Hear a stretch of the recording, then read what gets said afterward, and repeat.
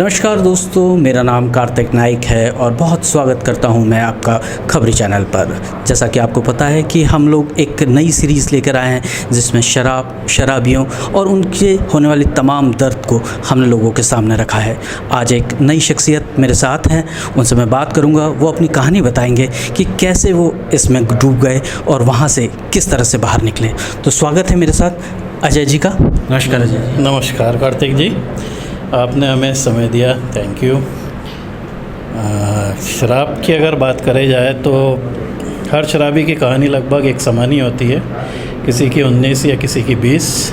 अगर मैं अपनी बात करूं तो मैंने 1989 में फ़र्स्ट ड्रिंक पी थी। अच्छा।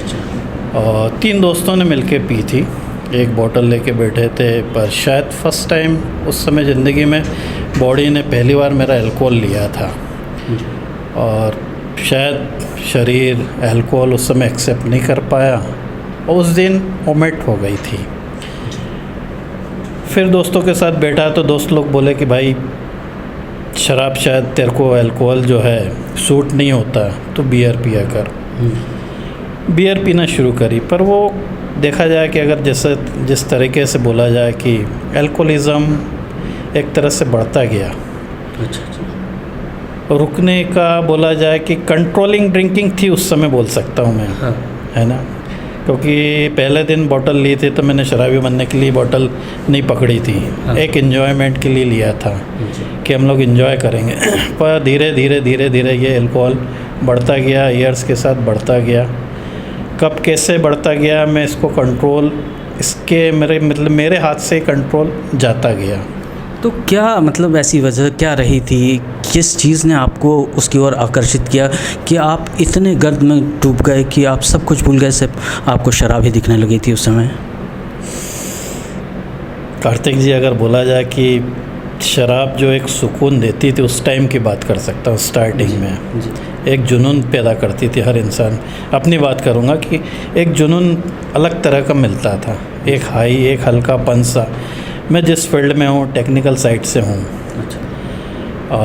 मैंने अपना देखा है कि मैं अपनी बात करूँगा कि मैं जिस फील्ड में था तो कुछ चीज़ें मेरे साथ दिमाग में चलती रहती थी।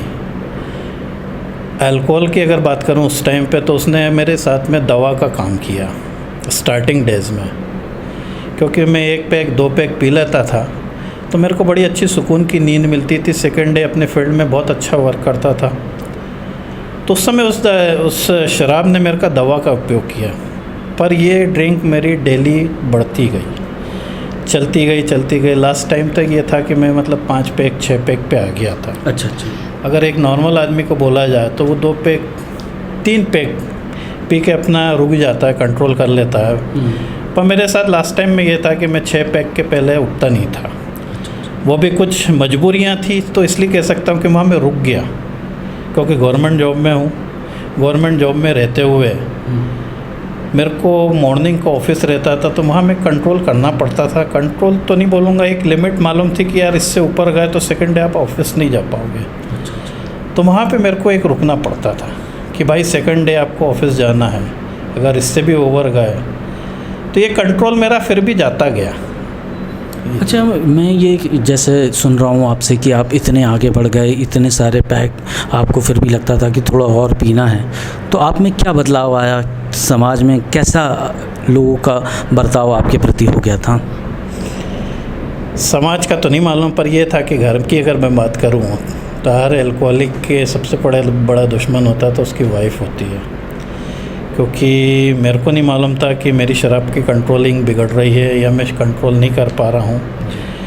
मेरे को ये नहीं लगता था कि मेरे कारण मेरी फैमिली डिस्टर्ब हो रही है। पर यह था कि अगर मैं घर से बाहर निकलता था तो फैमिली को, वाइफ को ये लगता था कि ये आज गए हैं फिर से शराब पीने, पता नहीं किस कंडीशन में आएंगे, कैसे आएंगे। वो भी एक तरह से बोला जाए तो पैरा अल्कोहलिक हो गए थे।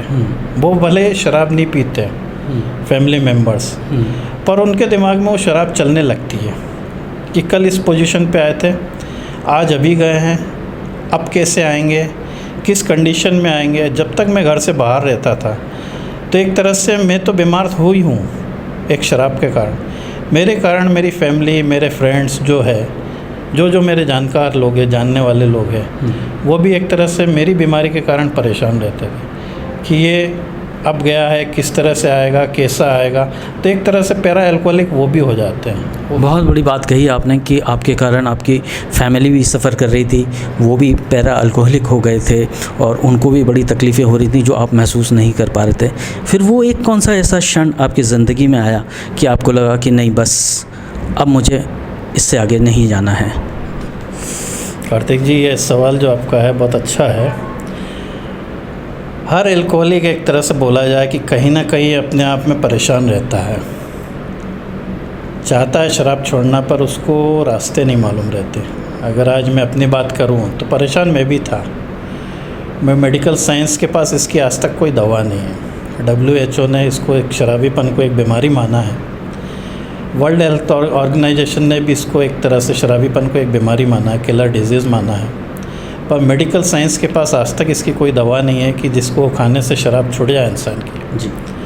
फिर मेरे को एक फ़ेलोशिप के बारे में अगर बोला जाए तो जिस तरह से आज मैं बैठा हूँ, उसी तरह से आज तक में न्यूज़ में एक संडे प्रोग्राम आ रहा था जिसमें अल्कोहलिक एनोनिमस के बारे में जानकारी दी जा रही थी।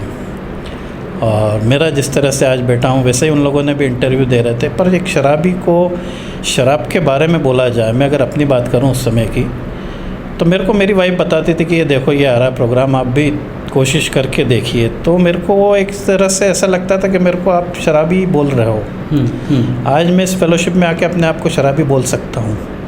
तो उस टाइम अगर मेरे को कोई बोलता था तो बड़ा बुरा लगता था। तो संडे भी ऐसे ही प्रोग्राम आ रहा था, कह रही थी देखो आपके जैसे ही लोग हैं, आप भी कोशिश करोगे तो ज़रूर हो जाएगा। जी। पर एक तरह से शराबी कहीं ना कहीं अपने आप में परेशान रहता है, शराब छोड़ना चाहता है पर उसको रास्ते नहीं मालूम रहते। जी। जी। मेरे को एक रास्ता मिला उस दिन। जी। हर शराबी पहली बार में अगर मान जाए तो बहुत अच्छी बात है। हमारा एक मित्र ही बोलता है कि ठाकुर को देख के ठाकुर बन जाओ, नहीं तो ठोकर खा के ठाकुर बनो। तो मैं शायद वो ठोकर खा के ठाकुर बनना मेरे नसीब में लिखा था। जी। पर मैंने उस दिन आज तक में जो न्यूज़ में आ रहा था, उस समय मैंने अल्कोहलिक एनोनिमस की हेल्पलाइन नंबर लिख लिया था। जी। और ऐसे ही एक दिन घूमते घूमते न्यू मार्केट में घूमते घूमते एकदम वाइफ बोले कि सही में अगर आपको शराब की प्रॉब्लम लगती है, आप शराब से दूर होना चाहते हैं, तो आप क्यों नहीं ट्राई करके देखते हो, फ़ोन करके देखिए, बात करके देखिए। जी। एक शराबी को हिम्मत शराब पी के ही आती है। तो उस दिन मैंने सोचा कि चलो क्यों ना बात की जाए जी। फेलोशिप में।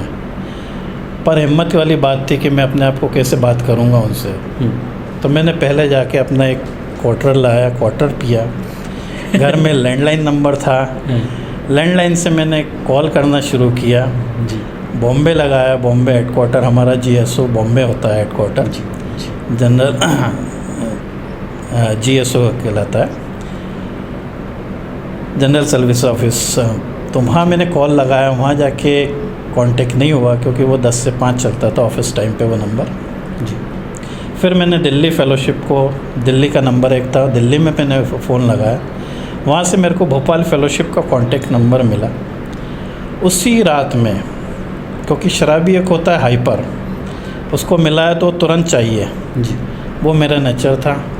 मेरा कांटेक्ट हुआ एक मेंबर से, उनसे मेरी बात हुई। मैंने कहा आपसे मैं तुरंत मिलना चाहता हूँ सर, मैं शराब छोड़ना चाहता हूँ, मैं परेशान हूँ, किसी भी तरह से आपसे आज मिलना चाहता हूँ। तो हालांकि रात के 11 बजे बज रहे थे, फिर भी उनने परमिशन दे दी कि ठीक है आ जाइए, मैं ज़्यादा देर से आपसे बात नहीं करूँगा। मैं ड्रिंक किया होता, ड्रिंक करके अपनी बाइक उठा के गया, उनसे मिला। उनने मेरा वेलकम किया कि आप आइए, आपको फेलोशिप में आपको पूरी सहायता मिलेगी।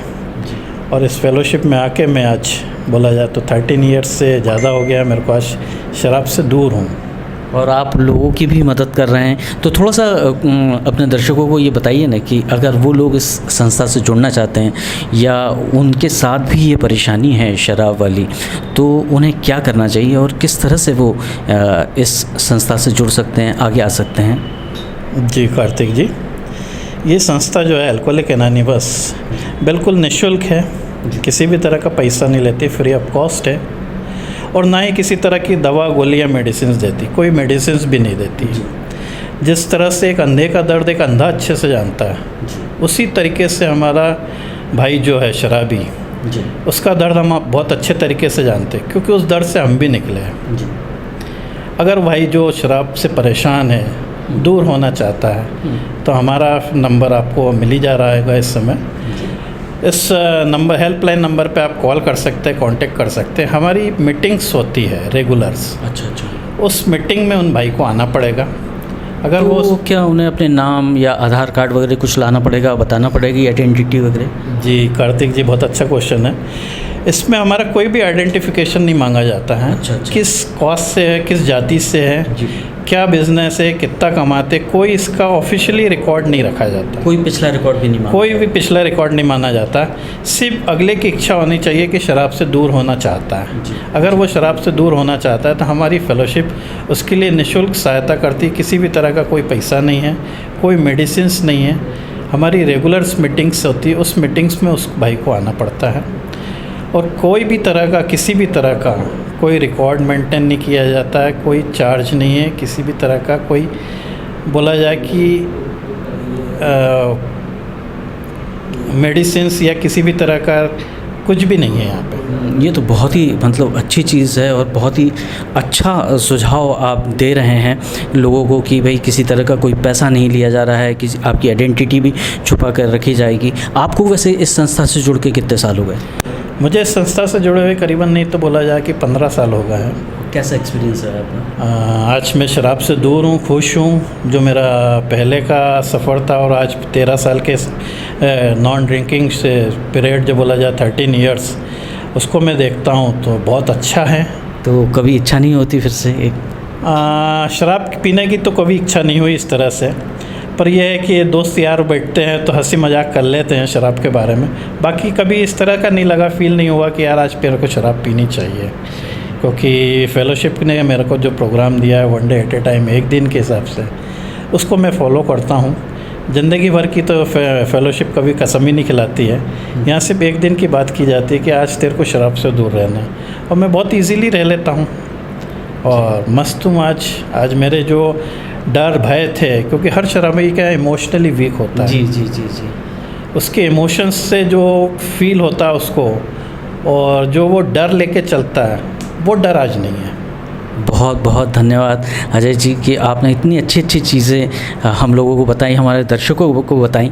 और मैं तो ये कहूँगा कि आप लोगों के टीवी स्क्रीन पर जो नंबर फ्लैश हो रहा है उसको ध्यान से देखिए। अगर आपके कोई साथी सहपाठी भी इस रोग से ग्रस्त है तो कृपया करके इसे ज्वाइन कीजिए, इन लोगों से बात कीजिए, ये आपकी मदद करेंगे। तो इसी तरह से हम अपने समाज से इस गंदी चीज़ को निकाल सकते हैं। एक बार फिर सबका धन्यवाद करता हूँ। और इस कार्यक्रम के ज़रिए, क्योंकि खबरी पर हमारी कोशिश ये रहती है कि तरह तरह के लोगों को लाकर हम बताएं, अपने जो एक्सपीरियंस बांटें। नमस्कार, धन्यवाद।